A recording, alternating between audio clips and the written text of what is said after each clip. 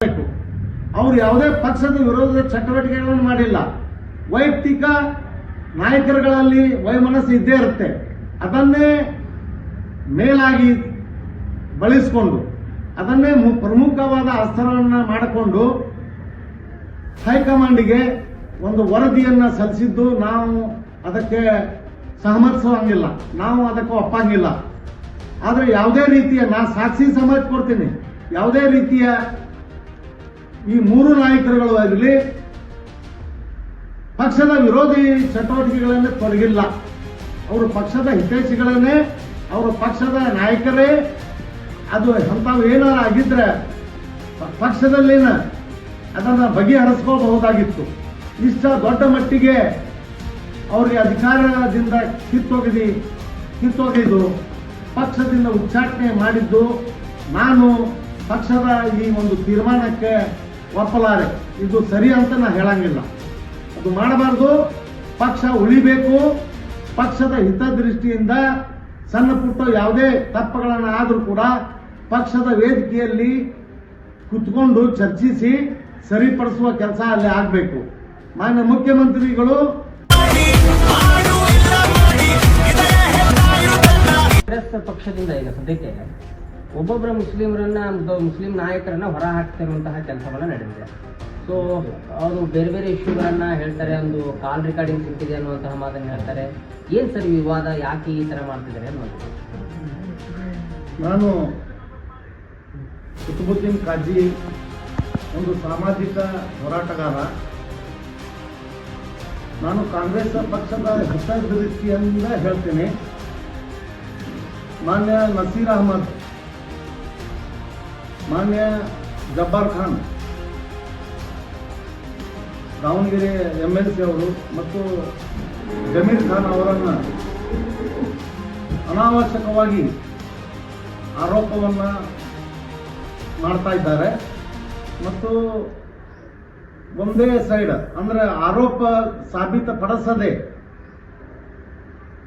ಪಕ್ಷದಿಂದ ಅವರಿಗೆ ಉಚ್ಚಾಟಿಸುವ ಕೆಲಸ ನಾನು ಇವತ್ತು ಒಂದು ಸಾಮಾಜಿಕ ಕಾರ್ಯಕರ್ತನಾಗಿ ಅದನ್ನು ಖಂಡಿಸ್ತೀನಿ. ನಾನು ಒಂದು ಸಾಕ್ಷಿಯಾಗಿ ಅವರು ಪ್ರಾಮಾಣಿಕ ಕೆಲಸ ಮಾಡ್ಯಾರ ಅನ್ನುವಂಥ ದಾಖಲೆದೊಂದಿಗೆ ಬಾಗಲಕೋಟೆ ಉಪಚುನಾವಣೆಯಲ್ಲಿ ನಡೆದಂಥ ಒಂದು ಪ್ರಚಾರ ಕಾರ್ಯದಲ್ಲಿ ನಾನು ಕೂಡ ಭಾಗಿಯಾಗಿದ್ದೆ. ದಾಖಲೆ ಸಮೇತ ಅವರು ಪಕ್ಷ ವಿರೋಧಿ ಚಟುವಟಿಕೆ ಮಾಡಿಲ್ಲ ಅಂತ ಹೇಳಿ ನಾನು ಸಿದ್ಧಪಡಿಸ್ತೀನಿ. ಬೇಕಾದ್ರೆ ಯಾರು ಆರೋಪ ಮಾಡ್ತಾರ ಅವರು ಪಕ್ಷದ ವಿರೋಧ ಚಟುವಟಿಕೆ ಮಾಡ್ಯಾರ ಅಂತ ಸಿದ್ಧ ಮಾಡಿ ಅವ್ರಿಗೆ ಪಕ್ಷದಿಂದ ಉಚ್ಚಾಟಿಸಲಿ ಮತ್ತು ಅವರಿಗೆ ಹೊಂದಿರತಕ್ಕಂಥ ಸ್ಥಾನಗಳಿಂದ ವಂಚಿತ ಮಾಡಲಿ. ನಾನು ಅದಕ್ಕೆ ನಾನು ಒಪ್ಕೋತೀನಿ. ಆರೋಪ ಸಾಬೀತುಪಡಿಸದೆ ತಮ್ಮ ಇಚ್ಛೆಯಂತೆ ತಮ್ಮ ಒಂದು ಸ್ವಾಧಿಕಾರ ಸರ್ವಾಧಿಕಾರದ ಧೋರಣೆಯಿಂದ ಮಾನ್ಯ ನಸೀರ್ ಅಹಮದ್ ಅವರು, ಮಾನ್ಯ ಜಬ್ಬಾರ್ ಖಾನ್ ಅವರಿಗೆ ಮತ್ತು ಮಾನ್ಯ ಜಮೀರ್ ಅಹಮದ್ ಅವರಿಗೆ ತಮ್ಮ ಸ್ಥಾನದಿಂದ ಕೆಳಗಿಳಿಸುವುದಾಗಲಿ ಪಕ್ಷದಿಂದ ಉಚ್ಚಾಟಿಸುವುದಾಗಲಿ ಅದನ್ನು ನಾವು ತೀವ್ರವಾಗಿ ಖಂಡಿಸ್ತೀವಿ. ಅದರಂತೆ ನಾನು ಮಾನ್ಯ ಮುಖ್ಯಮಂತ್ರಿಗಳು 30ನೇ ತಾರೀಕಿಗೆ ಬಾಗಲಕೋಟೆ ನಗರಕ್ಕೆ ಪ್ರಚಾರಾರ್ಥವಾಗಿ ಮಾನ್ಯ ನಸೀರ್ ಅಹಮದ್ ಅವರ ಜೊತೆ ಅವರು ಮುಖ್ಯಮಂತ್ರಿಯವರ ಜೊತೆ ನಸೀರ್ ಅಹಮದ್ ಅವರು ಕೂಡ ಬಂದಿದ್ರು. ಆಗ ಬಾಗಲಕೋಟೆಯಿಂದ ನಮ್ಮ ಸಮಾಜದ ಎಲ್ಲ ಮುಖಂಡರು ಕಳೆದ ಚುನಾವಣೆಯಲ್ಲಿ ನಮಗೆ ಕೊಟ್ಟಂತ ಭರವಸೆಗಳು ಅಂದ್ರೆ ಸಮಾಜದೊಳಗ ಬಾಗಲಕೋಟೆ ಮುಳುಗಡೆ ಆಗಿರೋದ್ರಿಂದ ಇಲ್ಲೇ ಮಸೂತಿಗಳ ಮುಳುಗಡೆ ಮತ್ತು ಜಮಾತಗಳ ಒಂದು ಆಸ್ತಿ ಪಾಸ್ತಿಗಳ ಒಂದು ಮುಳುಗಡೆ ಆಗಿರೋದ್ರಿಂದ ಅದನ್ನು ನಮಗೆ ನ್ಯಾಯ ಸಿಕ್ಕಿಲ್ಲ ಅಂಥೇಳಿ ದೂರವನ್ನ ಮಾನ್ಯ ಮುಖ್ಯಮಂತ್ರಿಗಳಿಗೆ ಮಾಡಿದರು. ಆಗ ಮಾನ್ಯ ಮುಖ್ಯಮಂತ್ರಿಗಳು ಇಲ್ಲ, ನಾನು ನಸೀರ್ ಅಹಮದ್ ಅವ್ರಿಗೆ ಬಾಗಲಕೋಟೆ ನಗರದ ಎಲ್ಲ ಸಮಾಜದ ಸಮಸ್ಯೆಗಳನ್ನ ಪರಿಹರಿಸಾಕ, ಆಮೇಲೆ ನಿಮ್ ಏನು ಸಮಸ್ಯೆ ಅದಾವ ಎಲ್ಲ ತಿಳ್ಕೊಳಾಕ ನಸೀರ್ ಅಹಮದ್ ಅವ್ರಿಗೆ ನಾ ಇಲ್ಲಿ ಬಾಗಲಕೋಟೆ ಪ್ರಚಾರದಲ್ಲಿ ಬಿಟ್ಟೀನಿ, ಅವರಲ್ಲಿ ಹೇಳ್ಕೋರಿ ಅಂತ ಹೇಳಿ ಮಾನ್ಯ ಮುಖ್ಯಮಂತ್ರಿಗಳು 30ನೇ ತಾರೀಕಿಗೆ ಹೇಳಿದ್ರು. ಅದರಂತೆ ನಸೀರ್ ಅಹಮದ್ ಅವರು ಬಾಗಲಕೋಟೆ ನಗರದ 42 ಮಸೂತಿಗಳ 50 ಜಮಾತಗಳ ಪ್ರತ್ಯೇಕವಾಗಿ ಭೇಟಿಯಾಗಿ ಅವರ ಸಮಸ್ಯೆಗಳನ್ನ ಆಲಿಸಿ ಪರಿಹಾರದ ಒಂದು ಭರವಸೆ ಕೊಟ್ಟು ಮಾನ್ಯ ಮುಖ್ಯಮಂತ್ರಿಗಳ ನೇತೃತ್ವದೊಳಗಿನ ಒಂದು ಸಭೆಯನ್ನು ನಡೆಸಿ ಸಮಾಜಕ್ಕೆ ಒಗ್ಗೂಡಿಸುವಲ್ಲಿ ಪ್ರಾಮಾಣಿಕ ಪ್ರಯತ್ನ ಮಾಡ್ಯಾರ. ಅದರ ದಾಖಲೆ ಕೂಡ ನಾನು ಈ ಸಂದರ್ಭದೊಳಗೆ ಬಿಡುಗಡೆ ಮಾಡ್ತೀನಿ ನಿಮಗೆ. ಮತ್ತು ಅವರ ಪ್ರಯತ್ನದೊಳಗ ಎಲ್ಲಾದರೂ ಪಕ್ಷದ ವಿರೋಧ ಚಟುವಟಿಕೆಗಳ ಮಾಡ್ಯಾರಂತ ಏನು ಆರೋಪ ಮಾಡ್ತಾರಲ್ಲ, ಅದು ಕಂಡು ಬಂದಲ್ಲಿ ಅವರು ತಗೊಂಡ ತೀರ್ಮಾನಕ್ಕೆ ನಾವು ಬದ್ಧಾಗಿದ್ವಿ. ಇಲ್ಲಂದ್ರೆ ತತ್ಕ್ಷಣದಿಂದ ಏನು ನಸೀರ್ ಅಹಮದ್ ಅವ್ರಿಗೆ ಮುಖ್ಯಮಂತ್ರಿಗಳ ರಾಜಕೀಯ ಕಾರ್ಯದರ್ಶಿ ಸ್ಥಾನದ ಏನು ನೀವು ಕಿತ್ತಾಕಿರಿ ಅದು ವಾಪಸ್ ಪಡಿಬೇಕು, ಅವ್ರಿಗೆ ಮತ್ತೆ ಅವರ ಸ್ಥಾನವನ್ನ ಮುಂದುವರಿಸಬೇಕಂತ ಹೇಳಿ ನಾನು ಸರ್ಕಾರವನ್ನು ಒತ್ತಾಯನ್ನ ಮಾಡ್ತೇನೆ. ಮಾನ್ಯ ಮುಖ್ಯಮಂತ್ರಿಗಳು ಹೇಳಿದಂತೆ ಬಾಗಲಕೋಟೆ ನಗರದ ಗ್ರಾಮೀಣ ಪ್ರದೇಶದೊಳಗೂ ಹೋಗಿ ಮಾನ್ಯ ನಸೀರ್ ಅಹಮದ್ ಅವರು, ರಹೀಂ ಖಾನ್ ಅವರು ಮತ್ತು ಖಾದ್ರಿ ಅವರು ಮತ್ತು ಮಾನ್ಯ ನಮ್ಮ ರಾಜ್ಯ ಕಾಂಗ್ರೆಸ್ಸಿನ ಉಪಾಧ್ಯಕ್ಷರಾದ ಎಂ ಬಿ ಸೌದಾಗರ್ ಅವರು ಕೂಡ ಆ ಒಂದು ಪ್ರಚಾರದ ಒಂದು ನೇತೃತ್ವವನ್ನು ವಹಿಸಿಕೊಂಡಿದ್ರು. ಮತ್ತೆ ಆ ಪ್ರಾಮಾಣಿಕ ಕೆಲಸಕ್ಕೆ ಇವತ್ತ ಪಕ್ಷದ ಗುಂಪುಗಾರಿಕೆಯಲ್ಲಿ ತೊಡಗಿಸಿ ಒಂದು ಕಡೆ ಬರೀ ಆರೋಪ ಸಿದ್ಧ ಮಾಡದೆ ಅವರನ್ನ ತಮ್ಮ ಸ್ಥಾನದಿಂದ ಕಿತ್ತಾಕಿದ್ದು ನಾವು ಖಂಡಿಸ್ತೀವಿ. ಅದರಂತೆ ನೀವು ಮಾನ್ಯ ಮುಖ್ಯಮಂತ್ರಿಗಳು ಯಾಕೆ ಮೌನ ವಹಿಸ್ಯಾರ ಅನ್ನೋದು ನನಗೆ ಅರ್ಥ ಆಗ್ತಾ ಇಲ್ಲ. ಯಾಕಂದ್ರೆ ಅವರೇ ಬಾಗಲಕೋಟೆ ನಗರದಲ್ಲಿ ಇದ್ದಂಥ ಸಮಸ್ಯೆಗಳನ್ನು ಆಲಿಸಿ ಕಾಂಗ್ರೆಸ್ ಪಕ್ಷಕ್ಕೆ ಅಲ್ಪಸಂಖ್ಯಾತರಲ್ಲಿ ಅಹಿಂದ ಮತಗಳನ್ನು ಒಗ್ಗೂಡಿಸುವ ಒಂದು ಕಾರ್ಯವನ್ನು ಕೊಟ್ಟಿದ್ದು ಪ್ರಾಮಾಣಿಕವಾಗಿ ನಸೀರ್ ಅಹಮದ್ ಅವರು, ರಹೀಂ ಖಾನ್ ಅವರು ಮತ್ತು ನಮ್ಮ ವಿದ್ಯುತ್ ನಿಗಮದ ಅಧ್ಯಕ್ಷರಾದ ಖಾದ್ರಿ ಅವರು ಮತ್ತು ನಮ್ಮ ಸೌದಾಗರ್ ಅವರು ಎಲ್ಲರೂ ಸೇರಿ ಮಾಡಿದ್ದಾರೆ. ಮತ್ತು ಅದಕ್ಕೆ ಆರೋಪ ಮಾಡೋರು ಅವರು ಪಕ್ಷ ವಿರೋಧ ಚಟುವಟಿಕೆ ಮಾಡಿದ್ದಾರೆ ಅನ್ನೋದು ಸಿದ್ಧಪಡಿಸುವುದು ಬಿಟ್ಟು ಅವ್ರಿಗೆ ಸ್ಥಾನದಿಂದ ಕಿತ್ತಾಕಿದ್ದು ಬಹಳ ನಾವು ಖಂಡಿಸ್ತೀವಿ.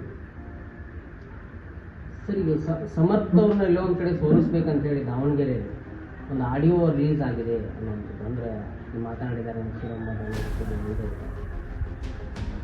ನಾನು ಪ್ರಶ್ನೆಯನ್ನು ಕೇಳ್ತೀನಿ ಕಾಂಗ್ರೆಸ್ ಪಕ್ಷದ ಎಲ್ಲ ಮುಖಂಡರುಗಳಿಗೆ. ಇಲ್ಲೇ ಜಮೀರ್ ಅಹಮದ್, ನಸೀರ್ ಅಹಮದ್ ಮತ್ತು ಖಾದ್ರಿ ಪೀರ ಅವ್ರಿಗೆ ಏನು ಜವಾಬ್ದಾರಿಯನ್ನು ಕೊಟ್ಟಿದ್ರು, ಅದರಂತೆ ದಾವಣಗೆರೆಗೂ ಕೂಡ ಬೇರೆದವರು ಜವಾಬ್ದಾರಿ ವಹಿಸ್ಕೊಂಡು ನಿಭಾಯಿಸಲಿಕ್ಕೆ ಸಮರ್ಥ ಇರಲಿಲ್ಲ ಅಂತ ನಾನು ಕೇಳ್ತೀನಿ. ಇಲ್ಲೇ ಏನು ಜವಾಬ್ದಾರಿ ಕೊಟ್ಟಿದ್ರು ಅವರು ಸರಿಯಾಗಿ ನಿಭಾಯಿಸ್ಯಾರ ಅಂತ ಹೇಳಿ ನಾನು ಸಾಕ್ಷಿ ಸಮೇತ ನಿಮ್ಗೆ ಕೊಡ್ತೀನಿ. ಆದರೆ ದಾವಣಗೆರೆಯೊಳಗ ಅಲ್ಲಿ ಅಲ್ಪಸಂಖ್ಯಾತರು ಚುನಾವಣೆ ಒಳಗ ತಾವು ಟಿಕೆಟ್ ಕೇಳಿದ್ರು, ಅದು ಅವ್ರ ಹಕ್ಕು. ಮತ್ತು ಅಲ್ಪಸಂಖ್ಯಾತರ ನಾಯಕರ ಇದ್ದವರು ಅಲ್ಪಸಂಖ್ಯಾತರಿಗೆ ಟಿಕೆಟ್ ಬೇಕಂದಾಗ ಆ ನಾಯಕರುಗಳು ಅವರಿಗೆ ಬೆಂಬಲಿಸುವುದು ಅವರ ಕರ್ತವ್ಯ. ಅಲ್ಪಸಂಖ್ಯಾತರ ಹೆಸರ ಮೇಲೆ ನೀವು ನಾಯಕರಾಗಿರ್ತೀರಿ. ಅಲ್ಪಸಂಖ್ಯಾತರಿಗೆ ಟಿಕೆಟ್ ಕೇಳಿದಾಗ ಅವರಿಗೆ ಸಮರ್ಥನೆ ಮಾಡುವುದು, ಅವರ ಪರವಾಗಿ ಮಾತಾಡುವುದು ಸಹಜ. ಟಿಕೆಟ್ ಹೈಕಮಾಂಡ್ ಸಮರ್ಥ ಅವ್ರಿಗೆ ಕೊಟ್ಟಿಂದ ಅವರು ಯಾವುದೇ ರೀತಿಯ ವಿರೋಧ ಮಾಡಲಿಲ್ಲ ಮತ್ತು ಪಕ್ಷದ ವಿರೋಧ ಚಟುವಟಿಕೆಗಳನ್ನ ಅಲ್ಲಿ ಮಾಡಿದ್ದು ಕೂಡ ಕಂಡು ಬಂದಿರುವುದಿಲ್ಲ. ಆ ನಿಟ್ಟಿನೊಳಗ ಪಕ್ಷದ ಹೈಕಮಾಂಡದ ಕರ್ತವ್ಯ ಇರ್ತೈತಿ ಯಾವ ರೀತಿ ಬಾಗಲಕೋಟೆಯಲ್ಲಿ ಸಮಸ್ಯೆಗಳ ಪರಿಹಾರ ಮಾಡಿ ಸಮಾಜಕ್ಕೆ ಒಗ್ಗಟ್ಟಿಸಿ ಕಾಂಗ್ರೆಸ್ಸಿಗೆ ಸಪೋರ್ಟ್ ಮಾಡುವ ವ್ಯವಸ್ಥೆ ಮಾಡಿದಿರಿ. ಅದರಂತೆ ಇನ್ನೊಂದು ಟೀಮು ದಾವಣಗೆರೆಯಲ್ಲಿ ಬೇರೆ ಪಕ್ಷದೊಳಗೆ ಬಹಳಷ್ಟು ನಾಯಕರದಾರ, ಎಲ್ಲರೂ ಸೇರಿ ಇಲ್ಲಿ ಆದಂತ ಕೆಲಸನೂ ಕೂಡ ದಾವಣಗೆರೆಯಲ್ಲಿ ಮಾಡಿದ್ರೆ ಅಲ್ಲಿ ಕೂಡ ಸಮಾಜ ಒಕ್ಕಟ್ಟಾಗಿ ಸಮರ್ಥವನ್ನ ಬೆಂಬಲಿಸ್ತಿತ್ತು. ಆದರೂ ಕಾಲ ಏನೂ ಕೆಟ್ಟಾಗಿಲ್ಲ.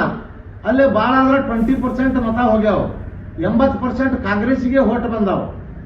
ಮತ್ತು ಅಲ್ಲೇ ನಿಂತ ಅಭ್ಯರ್ಥಿಯ ಒಂದು ಉಸ್ತುವಾರಿ ಮಂತ್ರಿಗಳು ನಜೀರ್ ಕೆಲವೊಂದು ಪತ್ರಿಕಾ ಮಿತ್ರರು ಕೇಳಿದರು. ಮತ್ತು ಜಮೀರ್ ಅಹಮದ್ ಅವರು ದಾವಣಗೆರೆಗೆ ಪ್ರಚಾರಕ್ಕೆ ಬರ್ತಾರ ಅಂತ ಕೇಳಿದಾಗ ಹಾರಿಕೆ ಉತ್ತರ ಕೊಟ್ಟರು. ಅವ್ರು ಬಂದ್ರೇನೋ ಬರಲಿ ಬಿಟ್ರೇನೋ ಅನ್ನುವಂಥ ಮಾತನ್ನು ಕೂಡ ಅವರು ಹೇಳಿದರು. ಇದು ಎಲ್ಲ ಒಂದು ನಾಯಕರುಗಳಿಗೆ ಅವಮಾನ ಮಾಡುವ ರೀತಿಯಲ್ಲಿ ನಡ್ಕೊಂಡಿದ್ದು ನಾವು ಅದನ್ನು ಖಂಡಿಸ್ತೀವಿ. ಆದರೂ ಕೂಡ ಜಮೀರ್ ಅಹಮದ್ ಅವರು ತನ್ನ ಮಗನಂತೆ ಅಲ್ಲಿ ಹೋದ್ರು, ಅಲ್ಲಿ ಹೋಗಿ ಅವ್ರಿಗೆ ಬೆಂಬಲಿಸಿದ್ರು. ಅಲ್ಲೇನು ಪಕ್ಷದ ವಿರೋಧ ಚಟುವಟಿಕೆಗಳನ್ನು ಅಲ್ಲೇನು ಮಾಡಿಲ್ಲ.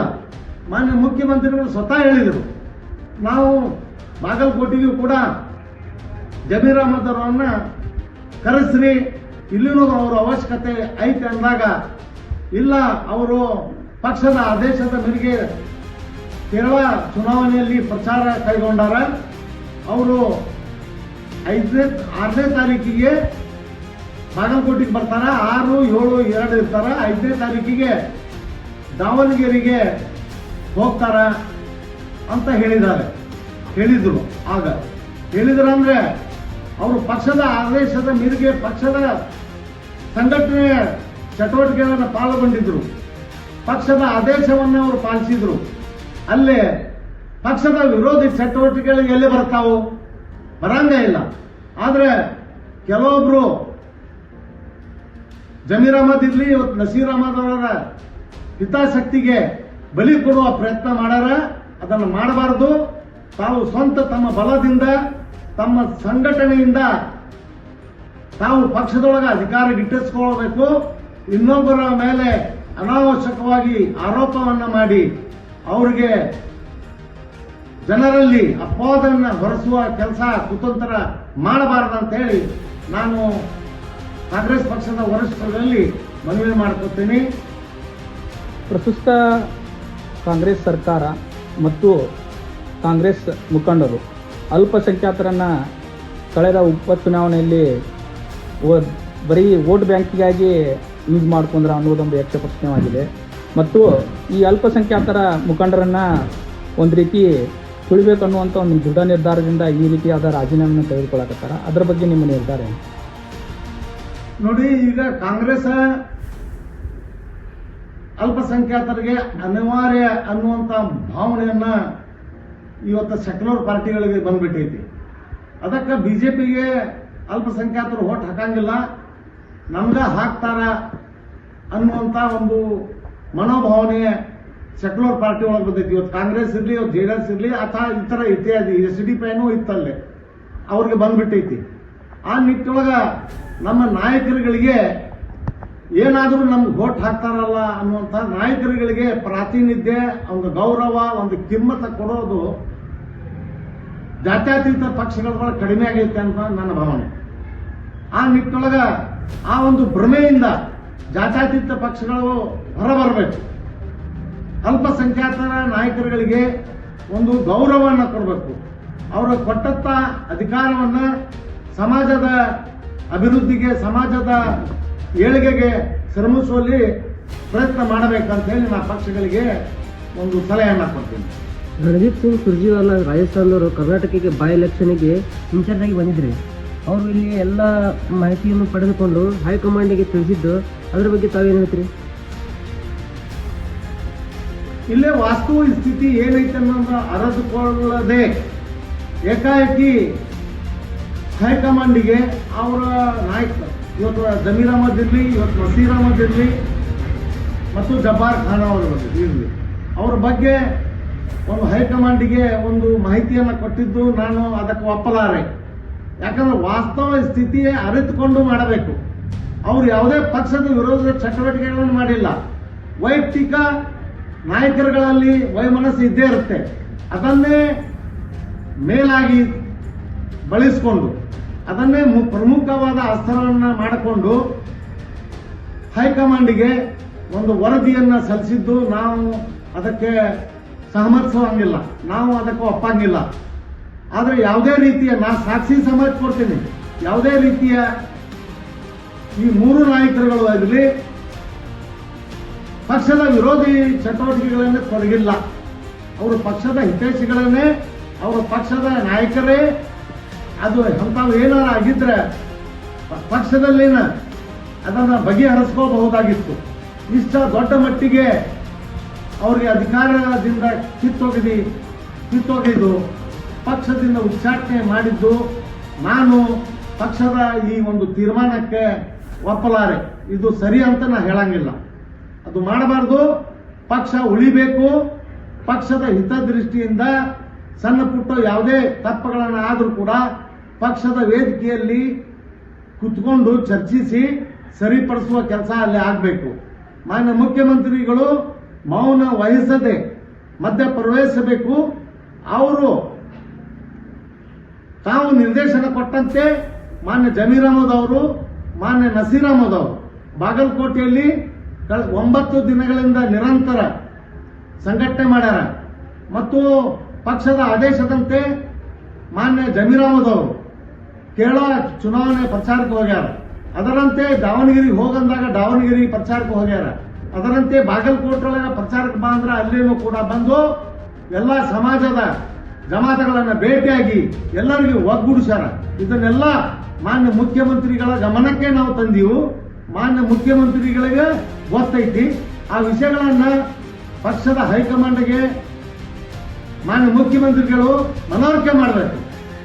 ಅದು ಯಾಕೆ ಮೌನ ಆಗ್ಯಾರ, ಅವ್ರಿಗೆ ಕ್ರಮ ತಗೊಳ್ಳುವಂತದ್ದು ಕ್ರಮದ ವಿರುದ್ಧ ಮಾತಾಡಬೇಕು ಅವರು ಕೂಡ ಅಂತ ನನ್ನ ಅಭಿಪ್ರಾಯ. ಜಮೀರ್ ಅಹಮದ್ ಖಾನ್ ಅವರು ರಾಜೀನಾಮೆ ಕೊಡುವುದು ಸಾಧ್ಯತೆ ಇದೆ? ರಾಜೀನಾಮೆ ಪಡೆಯಬಾರದು. ಯಾರಿಗೆ? ನಸೀರ್ ಅಹಮದ್ ಅವ್ರಿಗೆ.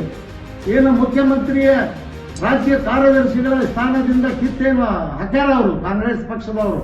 ಅವ್ರು ಏನ್ ಮಾಡಬೇಕು? ಹೊಳೆ ಅವರಿಗೆ ನೇಮಕ ಮಾಡಬೇಕು. ಇದು ನಮ್ಮ ಬೇಡಿಕೆ.